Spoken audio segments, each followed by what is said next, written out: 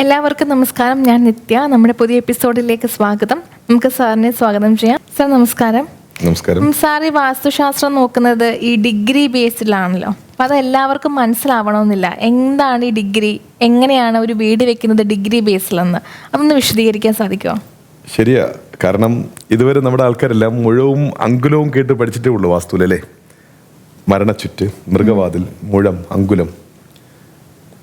വാസ്തുവിൽ ഇതൊന്നുമില്ല. പക്ഷെ വാസ്തു രീതികളിൽ ഡിഗ്രി ബേസ് ചെയ്ത് ഞാൻ സംസാരിക്കാറുണ്ട്. പല ആൾക്കാർ ചോദിക്കുന്നത് ഡിഗ്രി കൺഫ്യൂഷൻ ആയിരിക്കും എന്ന് പറയാറുണ്ട്.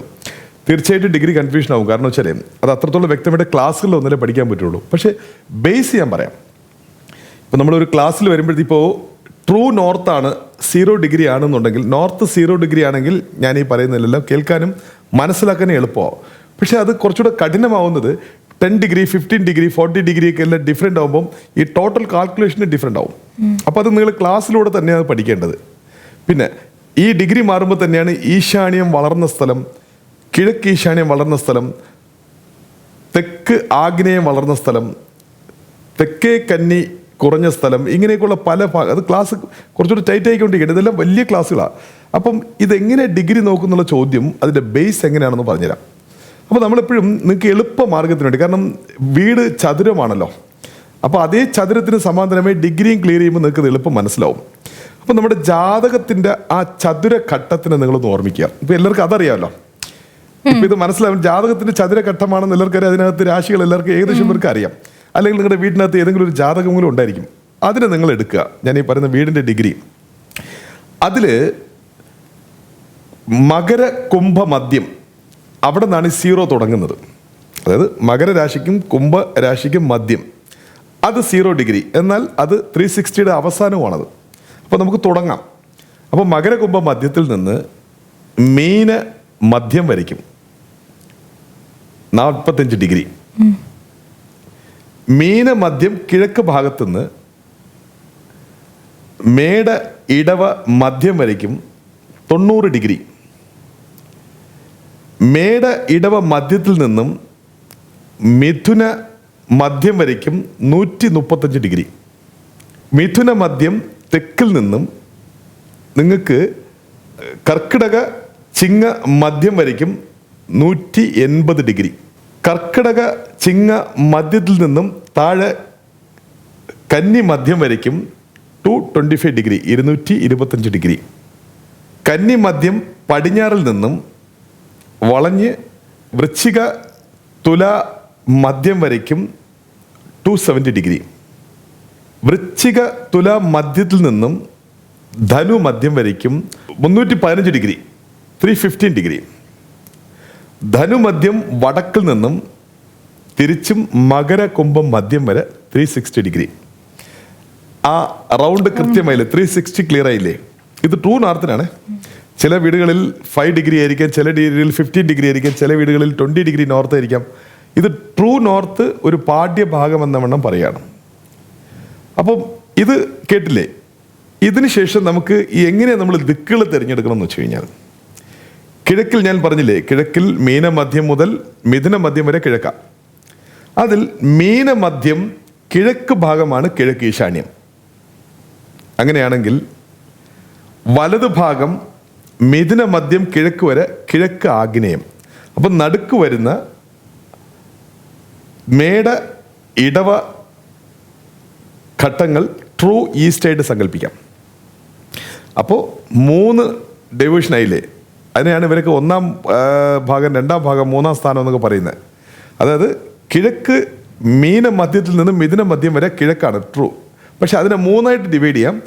മീന മധ്യം കിഴക്ക് ഈശാന്യവും, മേട ഇടവും കിഴക്കും, മിഥുന മധ്യം കിഴക്ക് ആഗ്നേയവും. അപ്പോൾ ഡിഗ്രി ക്ലിയർ അല്ല? നേരത്തെ ഡിഗ്രി എത്രയാണെന്ന് പറഞ്ഞു കഴിഞ്ഞു, ഇത് എന്താണെന്നും പറയുന്നു. അതേപോലെ നമുക്ക് അടുത്തത് സൗത്താണ് വരുന്നത്. അപ്പോൾ സൗത്തിൽ മിഥുന മധ്യം എടുത്തിട്ടുള്ളൂ, ഇനി മിഥുന മധ്യം ഉണ്ട് ബാക്കി. സൗത്തിലെ മിഥുന മധ്യവും കർക്കിടക ചിങ്ങവും കന്നി മധ്യവും ചേർന്നാണ് നിങ്ങൾക്ക് തെക്ക് വരുന്നത്. അവിടെയും നമുക്ക് 3ആണ്. അപ്പോൾ മിഥുന തെക്ക് നോക്കിയുള്ള മിഥുന മധ്യം തെക്ക് ആഗ്നേയവും, കർക്കിടക ചിങ്ങ ഇത് ഡയറക്റ്റ് തെക്കും, കന്നി മധ്യം തെക്ക് നൈരുതി അഥവാ തെക്ക് കന്നി വരും. സംശയം ക്ലിയർ ആയില്ലേ? ഡിഗ്രിയൊക്കെ കുറച്ച് മുമ്പ് പറഞ്ഞിട്ടുണ്ട്. അടുത്ത് നമ്മൾ പടിഞ്ഞാറോട്ട് പോവാണ്. പടിഞ്ഞാറ് പോകുമ്പോൾ കന്നി മദ്യം ബാക്കിയുണ്ട്. പടിഞ്ഞാറെ കന്നി മുതൽ പടിഞ്ഞാറെ കന്നി മദ്യം എന്നുള്ളത് പടിഞ്ഞാറെ കന്നി. പിന്നെ വരുന്നത് എന്തായിരിക്കാം? തുലാം വൃശ്ചികം. ഇത് ഡയറക്റ്റ് പടിഞ്ഞാറ്. അത് കഴിഞ്ഞ് ഇങ്ങോട്ട് വരുമ്പോൾ അത് ധനുമദ്യം, അത് പടിഞ്ഞാറെ വായുവ്യം. അത് കഴിഞ്ഞ് വരുന്നത് വടക്കാണ്. അപ്പോൾ വടക്കിൽ ധനുമദ്യം, വടക്ക് വായുവ്യവും, മകരകുംഭവും ട്രൂ വടക്കുമാവുന്നു. അതിനപ്പുറത്ത് തിരിച്ചും മീന മദ്യം ബാക്കിയുണ്ട്, അത് വടക്ക് ഈശാന്യം. ഇത് നമ്മൾ ടെക്നിക്കലി വേറെ ഒരുപാട് ഇപ്പം നിങ്ങൾക്ക് മനസ്സിലാവാൻ വേണ്ടിയാണ് ഈ ജാതക ഘട്ടം. എല്ലാ വീട്ടിലും ജാതകത്തിൻ്റെ ഘട്ടമുണ്ട്. അപ്പോൾ അത് എളുപ്പം വീടും ചതുരമാണ്. അപ്പോൾ നിങ്ങൾക്ക് മനസ്സിലാക്കാൻ വേണ്ടി ആ ദിക്കും ഡിഗ്രിയും വെച്ച് പറയുന്നതാണ്. ഈ വീഡിയോ 1-2 വട്ടം കേട്ട് നിങ്ങൾക്ക് പഠിക്കാം. എന്തെങ്കിലും സംശയം ഉണ്ടെങ്കിൽ അനുവദനീയമായ സമയങ്ങൾ എനിക്ക് വിളിച്ചു കഴിഞ്ഞാൽ ഞാനത് പറഞ്ഞുതരാം. വാസ്തുവിൻ്റെ ബേസ് ഇതാണ്. ഇതിന് നമ്മൾ കോമ്പസ് ഡിഗ്രി എങ്ങനെ നോക്കണമെന്ന് പറഞ്ഞു തന്നില്ലേ? ആ കോമ്പസ് ഡിഗ്രി നോക്ക് നോർത്ത് കണ്ടുപിടിക്കുക. ട്രൂ നോർത്ത് ആണെങ്കിൽ ഈ പറഞ്ഞ രീതികളെല്ലാം ദിക്ക്, ഡിഗ്രി, ദിശകളെല്ലാം നിങ്ങൾക്കായി. എത്രത്തോളം ഇത് മനസ്സിലാക്കാൻ പറ്റുമെന്ന് എനിക്കറിയത്തില്ല. പക്ഷേ ഇങ്ങനെയാണിത് പഠിക്കേണ്ടത്. ഒരു 5 വട്ടം ട്രൈ ചെയ്യുമ്പം പെട്ടെന്ന് മനസ്സിലാവും. പിന്നെ കുറച്ച് യൂട്യൂബ് ചാനൽസ് എന്തെങ്കിലുമൊക്കെ നിങ്ങൾ എൻ്റെ ഇതിൽ തന്നെ നമ്മൾ വളരെ കൃത്യമായിട്ട് പറയുന്നുണ്ടല്ലോ ക്ലാസ്സുകൾ. അതിനെ യോജിപ്പിച്ച് നിങ്ങൾക്ക് വീടിൻ്റെ ചില കാര്യങ്ങളൊക്കെ നിങ്ങൾക്ക് അടിസ്ഥാനപരമായ കാര്യങ്ങൾ മനസ്സിലാവും. വിധിക്കൊക്കെ വലിയ സബ്ജക്റ്റാണ്. 30 ഡിഗ്രി ബാലൻസ് ചെയ്യണമെന്നൊക്കെ വലിയ സബ്ജക്റ്റാണ്. 20 ഡിഗ്രിയൊക്കെ വലിയ സബ്ജക്റ്റാണ്. അതായത് ഒരു 10 ഡിഗ്രി വരെ നിങ്ങൾക്ക് ട്രൂ നോർത്തായിട്ട് അനുമാനിക്കാം. 10 ഡിഗ്രിക്ക് മേളിൽ പോയി കഴിഞ്ഞാൽ നിങ്ങൾക്ക് ഏതെങ്കിലും ഒരു കോണ് വളരും. ഒന്നുകിൽ വടക്ക് ഈശാന്യം വളർന്ന് കിഴക്കിലോട്ടിരിക്കും, അല്ലെങ്കിൽ കിഴക്ക് ഈശാന്യം വളർന്ന് വടക്കിലോട്ടിരിക്കും, അല്ലെങ്കിൽ തെക്ക് ആഗ്നേയം വളർന്ന് കിഴക്കിലോട്ടിരിക്കും, അല്ലെങ്കിൽ കിഴക്ക് ആഗ്നേയം വളർന്ന് തെക്കിലോട്ടിരിക്കും. പടിഞ്ഞാറെ കന്നി വളർന്ന് തെക്കിലോട്ട് വരാൻ സാധ്യതയുണ്ട്. പടിഞ്ഞാറെ വായുവ്യം വളർന്ന് വടക്കിലോട്ട് വരാൻ സാധ്യതയുണ്ട്. ഇതെല്ലാം വീടിൻ്റെ തത്തുല്യമായ ഫലാഫലങ്ങൾ എടുക്കുന്ന അളവുകളാണ്. അപ്പോൾ ഒരു തുടക്ക പരിശ്രമത്തിന് നിങ്ങൾ ഇത്രയും ടഫ് സബ്ജക്റ്റ് എടുക്കരുത്. ഇപ്പം നിത്യ ഇത് ചോദിച്ചതും പല ആൾക്കാർ എന്നോടും ചോദിച്ചിട്ടുള്ളമായ കാര്യമാണ്. കാരണം ഈ ഡിഗ്രി ബേസ് എന്ന് വെച്ചാൽ അവർക്ക് മനസ്സിലാവുന്നില്ല. അപ്പോൾ അത് അവർക്ക് മനസ്സിലാവുന്ന എളുപ്പ രീതിയിൽ പറഞ്ഞതേ ഉള്ളൂ. എങ്കിലും നിങ്ങൾ സ്വന്തം വീടുകൾ ഒരു ധൈര്യത്തിനെങ്കിലും ഇത് പ്രയോഗിക്കരുത്. ഒരു അറിയാവുന്ന ടെക്നീഷ്യനുമായിട്ട് കലർന്ന് ആലോചിച്ച് ഇത്തരം ഡിഗ്രികൾ തിരഞ്ഞെടുത്ത് നിങ്ങൾക്ക് വീടിൻ്റെ അറ്റകുറ്റപ്പണികൾ ചെയ്യാം. സാർ, നമ്മൾ ഈ പണ്ടത്തെ വീടുകളിലൊക്കെ കണ്ടിട്ടുണ്ട്, ഇപ്പോഴും ചില വീടുകളിലുണ്ട്, ഈ മരിച്ച ആളുകളുടെ ഒരു ചെറിയൊരിത് നമ്മുടെ വീട്ടിൽ നിന്ന് വൈകിട്ട് വിളക്ക് കത്തിക്കും. പൂജാറൂമിൽ വിളക്ക് കത്തിച്ചിട്ട് അവിടെ കൊണ്ടുപോയി വിളക്ക് കത്തിക്കുന്നത് നമ്മൾ കണ്ടിട്ടുണ്ട്. അത് വാസ്തുപരമായിട്ട് എന്തെങ്കിലും അതിൽ സത്യമുണ്ടോ? അങ്ങനെ വെക്കുന്നതിൽ എന്തെങ്കിലും ദോഷമോ? വാസ്തുവിൽ ഒരിക്കലും, വാസ്തു വളരെ മനോഹരമായ സബ്ജക്റ്റാണ്. ഈ വിളക്ക് വയ്ക്കുന്നതിൽ വാസ്തുവായിട്ടൊരു ബന്ധമില്ല. അങ്ങനെ ഒരു വിളക്ക് വയ്ക്കുക എന്നുണ്ടെങ്കിൽ അത് അഗ്നി സാന്നിധ്യം പേരി അത് ആഗ്നേയ വായു ഭാഗങ്ങളിലായിരിക്കുക. മരിച്ചവർക്ക് വിളക്ക് വയ്ക്കുക എന്നുള്ളത് സാമ്പ്രദായമായിട്ട് വന്നതാണ്. അതല്ലാതെ വാസ്തു രീതികൾ ഒരിക്കലും മരിച്ചവർക്ക് വിളക്ക് വയ്ച്ച് വാസ്തുദോഷം കൂട്ടുകയോ കുറയ്ക്കുകയോ എന്നുള്ള സംവിധാനങ്ങൾ വാസ്തുവിലില്ല. അതൊരു ഓർമ്മയാണ്, അതൊരു സ്നേഹമാണ്, അല്ലേ? അപ്പോൾ അതൊക്കെ നിങ്ങൾക്ക് അഗ്നി സാന്നിധ്യം പേരുമ്പം അനുവദനീയമായ അഗ്നിസ്ഥാനങ്ങളിൽ വിളക്ക് വെച്ച് നിങ്ങളുടെ ഓർമ്മ പുതുക്കുകയോ ഭക്തിമാർഗം കൂട്ടുകയോ ആരാധിക്കുകയോ എന്താ ചെയ്യാം. പക്ഷെ നിങ്ങൾ ചോദിച്ച ചോദ്യത്തിൽ വാസ്തുവിൽ മരിച്ചവർക്ക് വിളക്ക് വെക്കണം എന്നുള്ള സ്ഥാനമില്ല. നമ്മൾ ഈ വീട് വയ്ക്കുമ്പം 2 ഡോറ് കാണും, ഫ്രണ്ട് ഡോറ്, ബാക്ക് ഡോറ്. കൂടുതലും ഈ അടുക്കള വശത്താണ് നമ്മുടെ ബാക്ക് ഡോർ വരുന്നത്. അത് എന്തുകൊണ്ടാണ് അങ്ങനെ വരുന്നത്? സ്വാഭാവികമല്ലേ. അപ്പോൾ ഒരു പ്രധാന വാതിൽ ഉണ്ടാവുമല്ലോ. അപ്പോൾ സ്വാഭാവികമായിട്ട് അമ്മമാർക്ക് വീടിൻ്റെ ഇല്ലത്തരസികൾ അല്ലെങ്കിൽ അമ്മ അല്ലെങ്കിൽ ഭാര്യ, ഇപ്പോൾ കുട്ടികൾക്ക് അന്ന് കരിയടുപ്പാണല്ലോ, പുക അടുപ്പുകളല്ലേ. അപ്പോൾ പാത്രങ്ങളിലൊക്കെ കരി ഉണ്ടാവും. വീടിൻ്റെ മതിൽപ്പുറങ്ങളിലെല്ലാം ചുറ്റുപാടുകളിലെല്ലാം കരി ഉണ്ടാവും. അപ്പം അടുക്കളയിൽ ജോലി ചെയ്യുന്ന ഒരു അമ്മയ്ക്ക് പെട്ടെന്ന് ഹാളിലോട്ട് വരാനൊരു വൈഷമ്യം ഉണ്ടാവും. അതങ്ങനെ, ആ കാലം അങ്ങനെയാണ്. ഇന്നൊരു വീടിൻ്റെ ഏറ്റവും വൃത്തിയുള്ള ഭാഗം ഒരുപക്ഷെ കിച്ചനായിരിക്കാം, അല്ലെങ്കിൽ മറ്റുള്ളവർക്ക് കാണിക്കാൻ നമ്മൾ ആഗ്രഹിക്കുന്നത് മോഡൽ കിച്ചൺ, ദേഗട്ടലേൻ്റെ കിച്ചൺ, അതൊക്കെ ആയിരിക്കാം. സോ വാസ്തുവിൽ അതുമായി അല്ല ബന്ധം. മുന്നിലൂടെ ഉച്ചവാതിലൊന്ന് നമ്മൾ എടുക്കുമ്പോൾ അതേ ഉച്ചഭാഗത്ത് മറ്റൊരു വാതിൽ വയ്ക്കുക. അപ്പോൾ അത് കൃത്യമായി ഇവിടെ തന്നെ വയ്ക്കണം, അടുക്കള തന്നെ വയ്ക്കണമെന്നല്ല. ഇപ്പം 4 മൂലകളിലും 4 ഉച്ചങ്ങളുണ്ടല്ലോ. ഇപ്പം നിങ്ങൾ ഉദ്ദേശിക്കുന്നത് തിരഞ്ഞെടുക്കുന്ന ദിക്ക് കിഴക്കുന്ന് നിങ്ങൾ കയറുന്നു എന്ന് വയ്ക്കുക. അപ്പോൾ കിഴക്ക് ഉച്ചഭാഗത്ത് നിന്ന് നിങ്ങൾ കയറുമ്പോൾ സ്വാഭാവികമായിട്ട് പിന്നിലേ വഴി കൊടുക്കാൻ പറ്റുള്ളൂ. സൈഡിൽ വഴി കൊടുത്തിട്ട് കാര്യമില്ലല്ലോ. ഒരു മുഖവാതിൽ നിങ്ങൾ കയറുമ്പോൾ അതിൻ്റെ വല സൈഡ് ഇട സൈഡിൽ വഴി കൊടുത്തിട്ട് കാര്യമില്ല. അതിനേക്കാൾ പിന്നിലാണ് ആ വാതിൽ കൊടുക്കുന്നത് ഉത്തമം. മറ്റു ജനലുകൾ വെച്ച് നമുക്ക് അഡ്ജസ്റ്റ് ചെയ്യാം. അങ്ങനെയാണെങ്കിൽ ഇപ്പം നിങ്ങൾ കിഴക്ക് ഉച്ചത്തിൽ നിങ്ങൾ കയറുകയാണെങ്കിൽ പടിഞ്ഞാറ് ഉച്ചത്തിൽ നിങ്ങൾക്ക് പുറത്തിറങ്ങാം, ഒരു വാതിൽ കൊടുക്കാം.